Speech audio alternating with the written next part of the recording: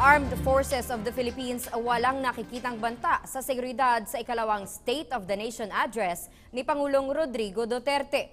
Mga umanay banta ng terorismo sa bansa, patuloy na biniberipika at tinututukan ng mga otoridad. Si Eunice Monte sa balita.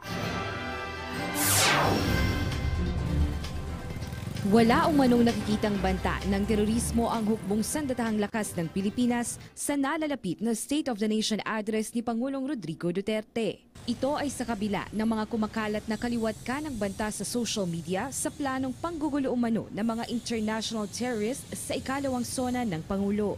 Sa katunayan, ayon kay Padilla, nakahanda na rin ang Joint Task Force NCR sa kanilang deployment para sa SONA.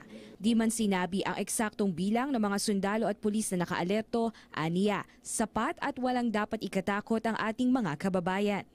Kabahagi kami sa security preparations bilang paghahanda sa SONA at ang JTF NCR ang siyang nagbibigay ng karagdagang puwersa sa NCRPO at iba pang unit ng pulis na nangangailangan.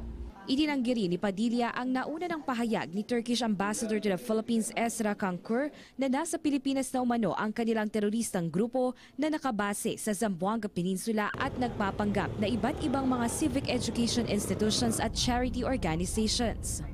Una, biniberipika namin kung may basihan ba na paniwalaan yung impormasyon at kung saan ito nanggagaling. At kung sakasakaling may basihan, saka natin susuriin at iimbestigahan yung maaaring lokasyon o kinaroroonan nitong mga sinasabing grupo nito.